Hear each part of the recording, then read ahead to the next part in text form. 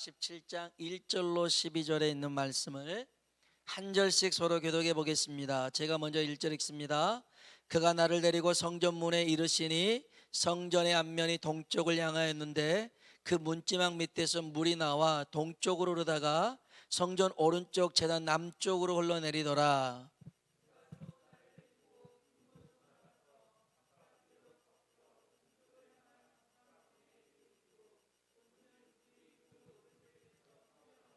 그 사람이 손에 줄을 잡고 동쪽으로 나아가며 천척을 측량한 후에 내게 그 물을 건너게 하시니 물이 발목에 오르더니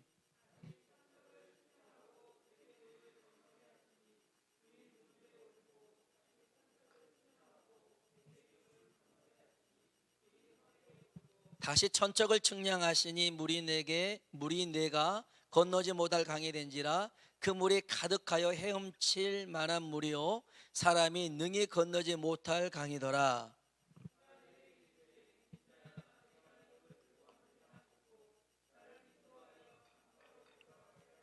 내가 돌아가니 강 좌우편에 나무가 심이 많더라.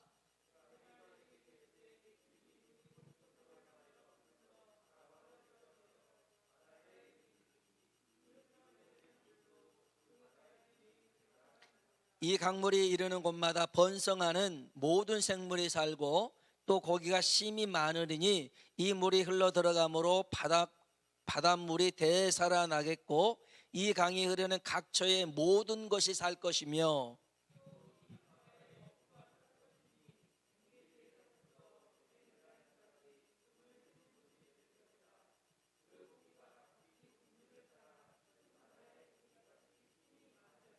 그 진펄과 개펄은 되살아나지 못하고 소금 땅이 될 것이며 강 좌우가에는 각종 먹을 가실나무가 자라서 그 잎이 시들지 아니하며 열매가 끊이지 아니하고 달마다 새 열매를 맺으리니 그 물이 송소를 통하여 나옴이라. 그 열매는 먹을 만하고 그 잎사귀는 약재료가 되리라. 아멘. 아멘. 오늘 이 밤 하나님의 은혜를 흠뻑 누리시길 주의 이름으로 축복합니다. 에스겔이라는 사람이 있었습니다. 그는 선지자였습니다. 이 에스겔이라는 이름의 뜻은 하나님이 강하게 하신다. 하나님이 강하게 하신다. 또 다른 뜻은 하나님이 단련시키신다. 오늘 하나님께서 여러분을 강하게 하시고 단련시키시길 주의 이름으로 축복합니다. 왜 강하게 하겠어요? 왜 단련시키겠어요? 그렇게 사용하시려고 그렇습니다. 그러니까 하나님께서 우리에게 고난을 허락하신 것은 가만히 있으면 그냥 아무것도 안 해도 돼요. 그냥 그런 계획이 없으면 가만히 두는데 하나님이 뭔가를 사용하시려면 그 용도에 맞게끔 당금질을 시키시는 거죠. 이 이스라엘 백성들이 바벨론의 포로로 잡혀갔을 때에 포로 생활을 하면서 하나님은 이들을 거룩한 백성으로 연단시키는 그러한 시간을 가지셨던 거죠. 그래서 이 에스겔이라는 선지자를 통해서 사용하셨는데 이 에스겔은요 바벨론 포로로 잡혀가서 그발강가라는 이 강 근처에 포로 수용소에서 생활을 합니다. 포로들과 같이 그냥 힘들게 살아가요. 이보다 10년 뒤에 잡혀왔던 다니엘은 왕궁에서 좋은 옷 입고 편안하게 지냅니다. 같이 포로로 잡혀왔는데 누구는 맨날 힘들게 어렵게 그냥 고통 가운데 포로 생활하고 있고 수용소에서, 또 어떤 이는 이제 물론 다 모든 고기랑 술이랑 나올 수 있으되 다니엘과 친구들은 안 먹었잖아요. 안 먹었어요. 그런데 왕궁에서 편안하게 지내고 있어요. 똑같은 포로인데 비교하면 상처가 되겠죠. 왜 하나님은 저 사람하고 나하고 차별하지 않아요? 아까 얘기했잖아요. 사용하시는 용도가 달라요. 왜 저 사람에게는 저런 복을 주고 나는 고난을 주신가? 그렇게 생각하지 마세요. 하나님이 한 사람 한 사람을 향한 뜻이 있는 줄로 믿습니다. 다 다르잖아요. 그러니 하나님께서 다르게 훈련시키고 있는 것 뿐이에요. 그래서 절대 비교해서 스스로를 낙심할 필요는 없더라는 것입니다. 자, 이 에스겔이라는 사람이 30살이 되었어요. 30살이 되었을 때 하나님의 환상과 계시를 봅니다. 우리 에스겔 1장을 한번 볼까요? 에스겔 1장 보겠습니다. 에스겔 1장 1절. 에스겔 1장 1절. 에스겔 1장 1절 같이 한번 읽어볼까요? 30째 해 넷째 달 초닷새에 내가 그발강가 사로잡히는 자중에 있을 때에 하늘이 열리며 하나님의 모습이 내게 보이니. 아멘. 30살 4월 초닷새 요때 하나님의 모습 이상과 환상과 계시를 봅니다. 30살에. 그리고 20년 동안 이 환상과 계시를 가지고 하나님 말씀하시다가 우리 40장 1절 한번 볼까요? 40장 1절입니다. 40장 1절 같이 한번 읽어보겠습니다. 우리가 사로잡힌 지 25째 해 성이 함락된 후 14째 첫째 달 열째 날에 곧 그날에 여호와의 권능이 내게 임하여 나를 데리고 이스라엘 땅으로 가시되. 아멘. 아멘. 1장 2절에는 사로잡힌 지 5년이 됐고요. 여기 40장 1절에는 사로잡힌 지 25해가 됐어요. 20년이 지났어요. 그리고 환상 가운데 이 에스겔을 데리고 이스라엘 땅으로 가는 환상을 보여줍니다. 자, 보세요. 1장 1절에 30살에 보여주셨던 하나님의 환상과 계시는 심판에 관한 그런 것들이 많았어요. 그런데 50살, 50살이 되었을 때 이 40장 1절에 보여주는 환상은 어떤 환상들이냐면 회복에 대한 환상들이 이제 설명이 됩니다. 그래서 40장부터 45장까지는 에스겔이 성전을 봅니다. 하나님이 성전에 대한 환상을 보여줘요. 이 성전은 에스겔 성전이라고 합니다. 근데 실제로 존재하지는 않아요. 그런데 하나님이 그 성전을 얘기합니다. 이스라엘 백성들이 성전이 무너져서 바벨론 포로로 잡혀왔는데 하나님이 다시 성전의 모습을 통해서 이들에게 뭘 약속하시냐?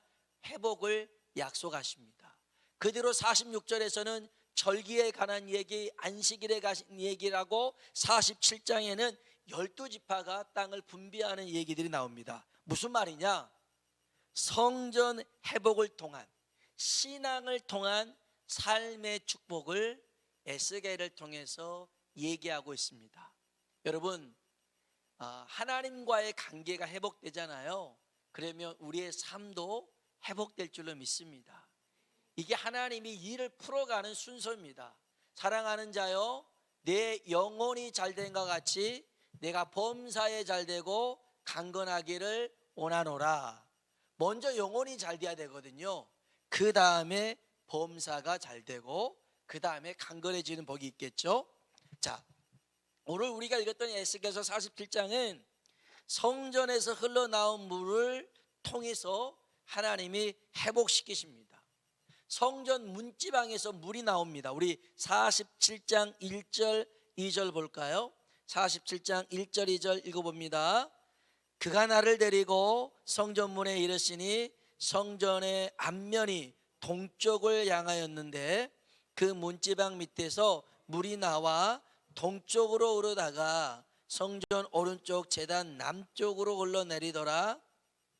또 나를 데리고 북문으로 나가서 바깥길로 꺾여 동쪽을 향한 바깥문에 이르시기로 본즉 물이 그 오른쪽에 스며 나오더라. 아멘. 아멘.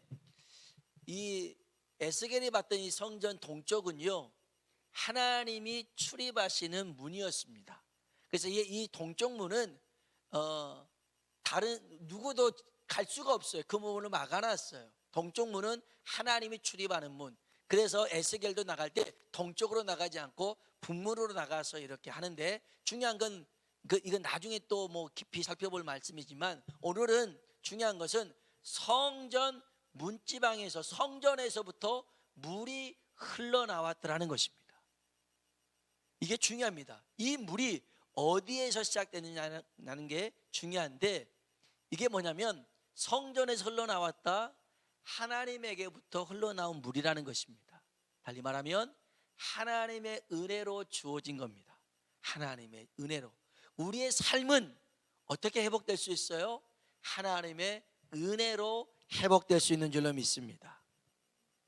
성전 문지방에서 흐르는 물을 우리가 생각할 때, 요한복음 4장에 보면 예수님이 사마리아 여인과 이런저런 얘기를 나누다가 4장 14절에 이런 말씀을 하십니다. 내가 주는 물을 마시는 자는 영원히 목마르지 아니하리니 내가 주는 물은 그 속에서 영생하도록 솟아나는 샘물이 되리라. 아멘.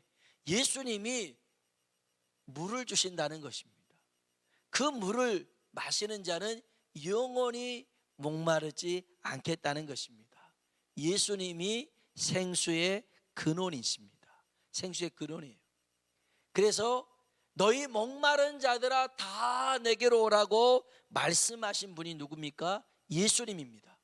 인생의 목마름을 예수님은 해결해 주시는 분인 줄로 믿습니다. 어떻게 해결하냐면 요한복음 7장 37절로 39절에 보니까 생수의 강이 그 배에서 흘러넘친다고 합니다. 생수의 강이 우리의 배에서 흘러넘치는데, 그 생수의 강이 무엇이냐? 성령이라는 것입니다. 자, 우리에게 생수의 물을 주시는 분이 예수님인데, 그 생수는 뭐다? 성령님이라는 겁니다. 우리 요한복음 7장을 한번 보고 다시 한번 이 47장 올게요. 요한복음 7장을 보세요. 요한복음 7장 37절로 39절입니다. 요한복음 7장 37절로 39절. 요한복음 7장 37절로 39절. 같이 한번 요한복음 7장 37절로 39절입니다. 읽어볼까요? 명절 끝날 곧 큰 날에 예수께서 누구든지 목마르거든 내게로 와서 마시라. 나를 믿는 자는 성경의 이름과 같이 그 배에서 생수의 강이 흘러나오리라 하시니, 이는 그를 믿는 자들이 받을 성령을 가리켜 말씀하신 것이라. 예수께서 아직 영광을 받지 아니하셨으므로 성령이 아직 그들에게 계시지 아니하시더라. 아멘. 아멘. 그러니까 예수님께서 십자가에서 육체를 깨뜨리고 우리에게 물을 주셨습니다. 그 물은 구원의 물입니다. 구원의 강이죠. 구원의 강입니다. 그리고 부활하신 예수님께서 우리에게 보내주신 성령님은 생명의 물입니다. 그러니까 예수님께서 구약에 보면 모세가 반석을 깨뜨려서 물을 나게 하잖아요. 이 물이 누구예요? 예수님입니다. 예수님. 그래서 우리를 구원하는 물, 생수는 예수님께서 십자가에서 깨뜨리신 거고, 그 예수님이 우리에게 성령을 보내주셔서 그 배에 생수의 강을 주신 것은 우리에게 생명을 주시는 물이라는 것입니다. 구원의 물은 예수님, 생명의 물은 성령을 통해서 주시는데, 그래서 여러분 기억할 것은 뭐냐? 성전에서 흐르는 물, 이 물이 하나님의 은혜고, 예수님께서 주시는 구원의 강이고, 성령님께서 우리에게 주시는 생명의 강인 줄로 믿습니다. 그 강을 우리가 이제 볼 거예요. 자, 다시 보세요. 에스겔서 47장 보세요. 이제 이 성전에서부터 물이 흐릅니다. 성전에서 물이 흐르는데 쭉 가다 보니 이 물이 계속 흘러서 넘치는데요, 3절부터 47장 3절로 5절입니다. 읽어볼까요? 그 사람이 손에 줄을 잡고 동쪽으로 나가며 천척을 측량한 후에 내게 그 물을 건너게 하시니 물이 발목에 오르더니 다시 천척을 측량하고 내게 물을 건너게 하시니 물이 무릎에 오르고 내게 물을 건너게 하시니 물이 허리에 오르고 다시 천척을 측량하시니 물이 내가 건너지 못할 강이 된지라 그 물이 가득하여 헤엄칠 만한 물이요 사람이 능히 건너지 못할 강이더라. 아멘. 시작은 조그만한 물줄기로 시작했는데 나중에 재보니까요 처음에는 발목까지 잠기네요. 그 다음에 무릎이 잠기네요. 그 다음에는 허리가 잠기네요. 그 다음에는 헤엄치지 못할 큰 강이 되었더라는 것입니다. 이건 무슨 말입니까? 하나님의 은혜는요 우리 가운데 계속해서 흘러넘쳐야 될 줄로 믿습니다. 사람이 능히 건너지 못할 강, 사람의 능력으로, 사람의 지혜로, 사람의 경험으로 알 수 없는 그 구원의 은총, 생명의 역사, 오늘 하나님의 은혜로 우리에게 주어지게 될 줄로 믿습니다. 여러분, 하나님의 은혜는요 한 번 오르고 끝나서는 안 되는 거예요. 이 발목만 젖히고 하나님의 은혜가 이게 좋구나, 그게 아니에요. 하나님의 은혜는 발목에 끝나는 게 아니에요. 무릎으로 허리로 우리 키를 넘겨서 헤엄치지 못할 그 풍성한 물이 강을 이루는 그런 역사가 하나님의 은혜 역사인 줄로 믿습니다. 자, 이제부터 중요한 얘기가 나옵니다. 성전에서 흐르는 물이 정말 큰 강을 이루어서요 흘러내리는데 이 흘러내리는 물이 어떤 역할을 하느냐가 중요한 거예요. 우리가 하나님의 은혜를 받아서 이제는 이 하나님의 은혜를 가지고 흘러넘치게 해야 되는데 첫 번째 어디로 올라가냐면 8절을 보세요. 8절 읽어보겠습니다. 그가 내게 이르시되 이 물이 동쪽으로 향하여 흘러 아라바로 내려가서 바다에 이르더니 이 흘러내리는 물로 그 바다의 물이 되살아나리라. 아멘. 이 흘러내리는 물로 그 바다의 물이 되살아나리라. 죽어버렸어요. 그런데 이 물이 들어가는 순간 바다가 살아나더라는 것입니다. 물론 바다는 세상을 의미할 수도 있습니다. 근데 지형적으로 보면요 이 예루살렘은 이 바다는 사해바다를 얘기합니다. 지형적으로. 그러면 사해바다는 이렇습니다. 이 원래 물은 저 이스라엘 헐몬이라는 산에서 물이 쭉 흐릅니다. 그리고 이제 이 물줄기를 요단강이라고 합니다. 헐몬이라는 산에서 물이 주르르 흐르는데 그 다음에 만나는 곳이 갈릴리 바다입니다. 바다가 아니죠. 갈릴리 호수죠. 갈릴리가 여기 있습니다. 그리고 갈릴리에서 주르르 내려온 게 사해입니다. 사해.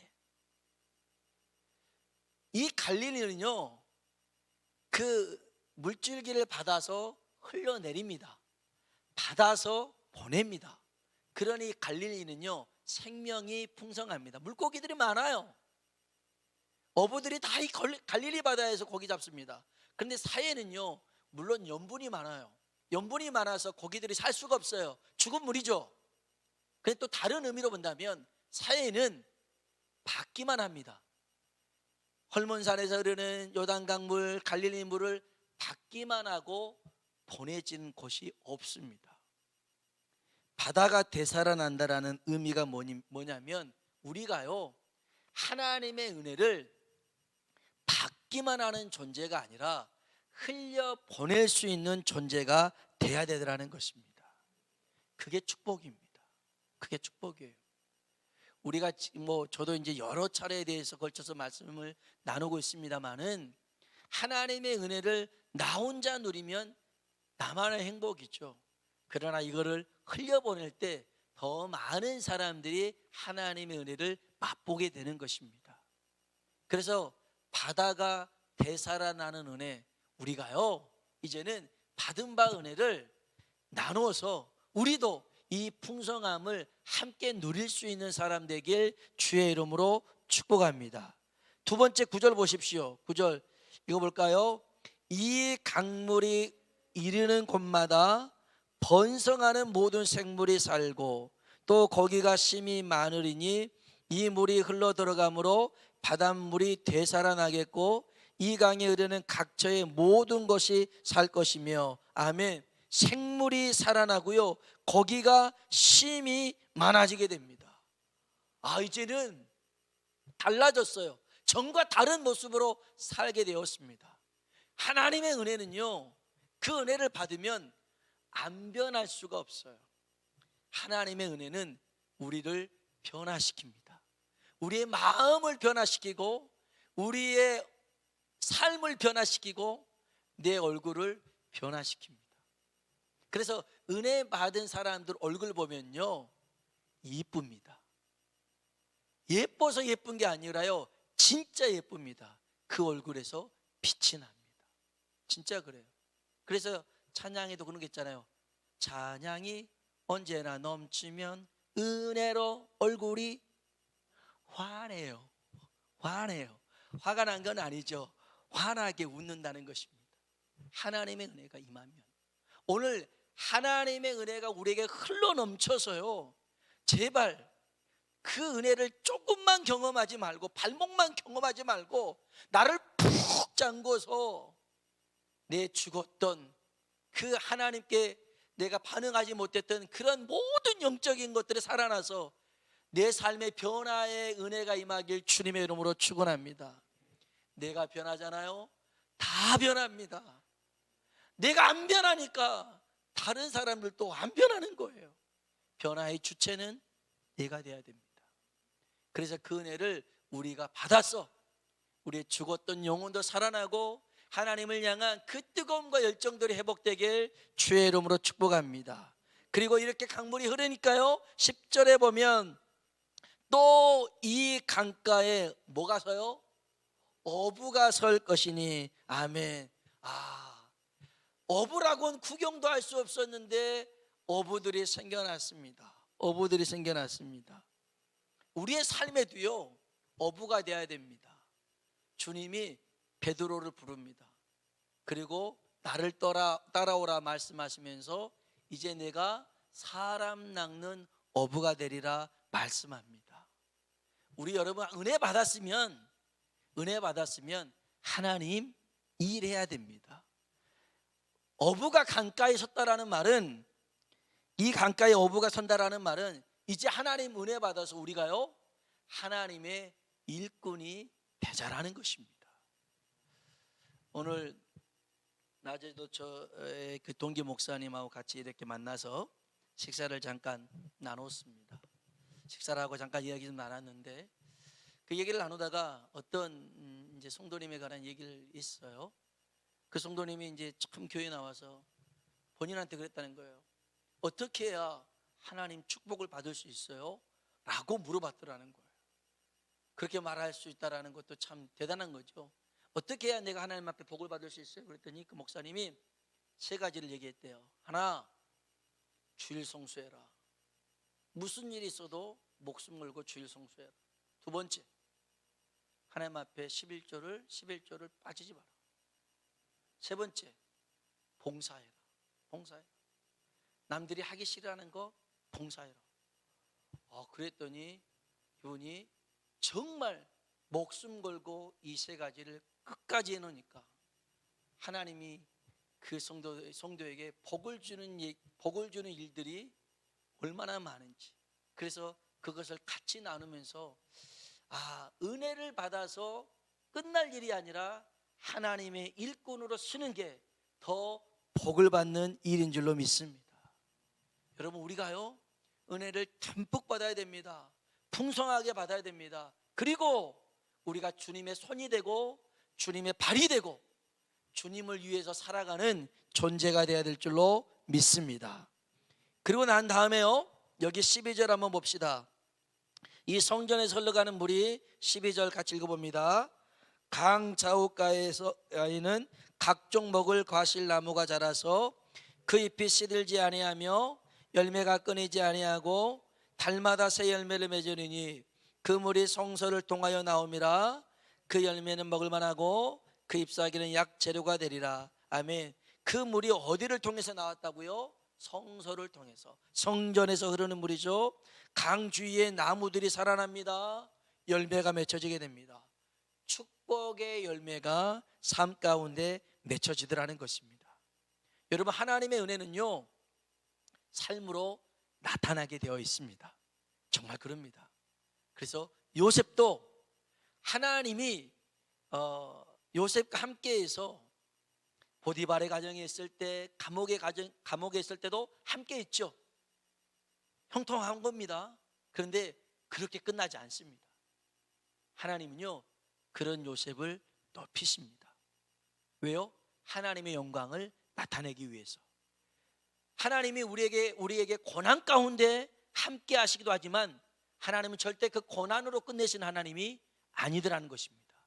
반드시 하나님의 방법으로 축복의 열매를 맺게 하십니다.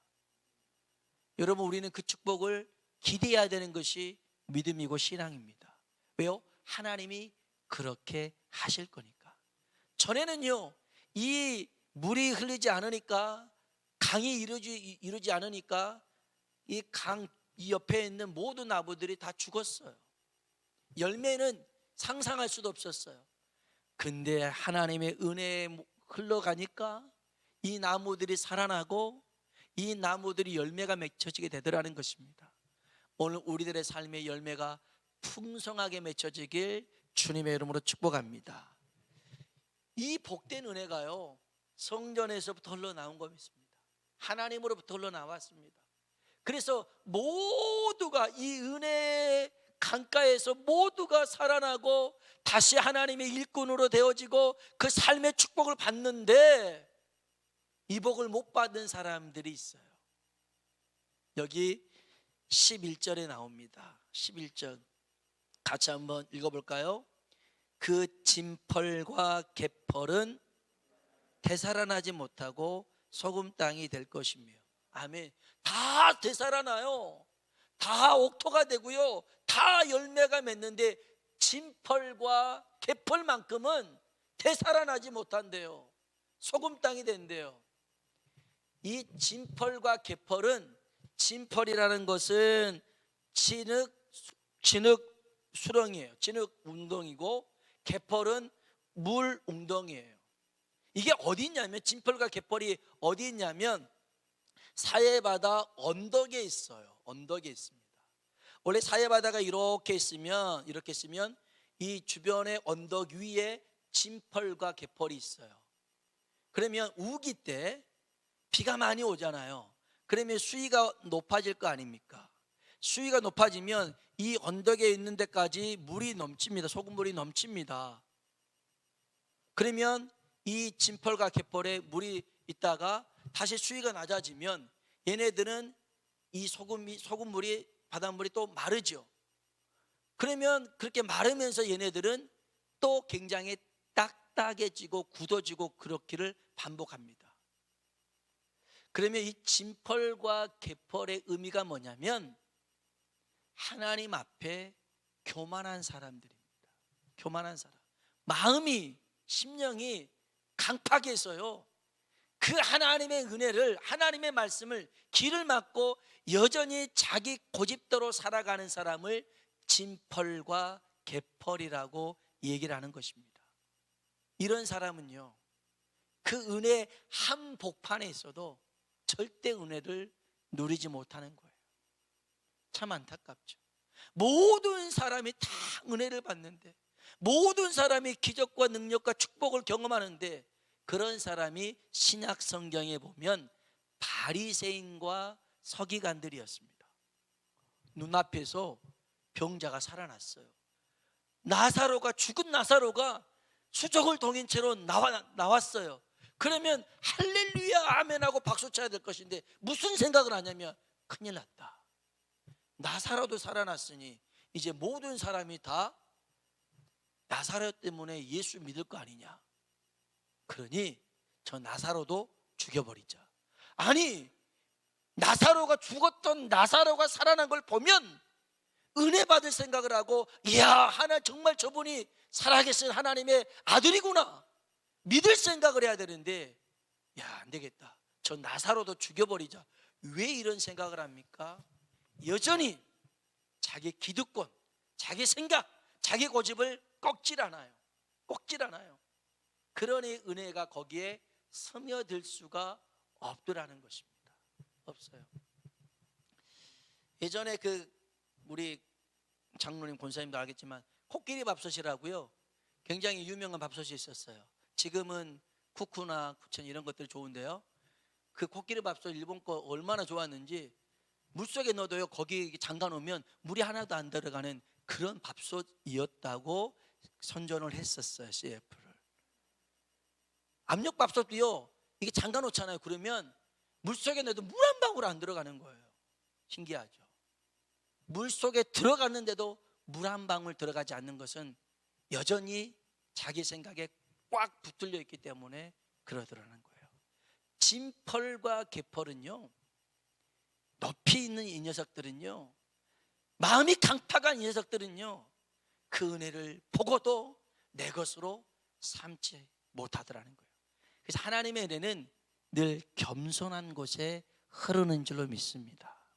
그래서 저와 여러분이 늘 하나님 은혜 앞에 겸손한 사람 되길 주의 이름으로 축복합니다.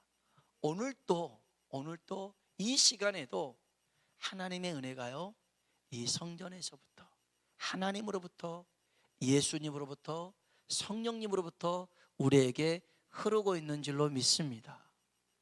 제발 이 은혜에 우리가 계속 잠겨서 발목, 무릎, 허리, 내 키를 넘기는 그 은혜의 풍성함을 내가 누려서 이제는 죽은 우리의 영혼이 살아나고 받기만 하는 우리가 나누는 존재로 변화가 되어지고, 정말 내 삶에 하나님의 풍성한 삶의 열매를 맺어 하나님의 기쁨이 되고 하나님의 즐거움이 되는 우리 모두가 되길 주님의 이름으로 축원합니다. 오늘 또 이 은혜를 사모하며 구하는 이 시간 되기를 원합니다. 같이 한번 찬송을 부르시겠습니다.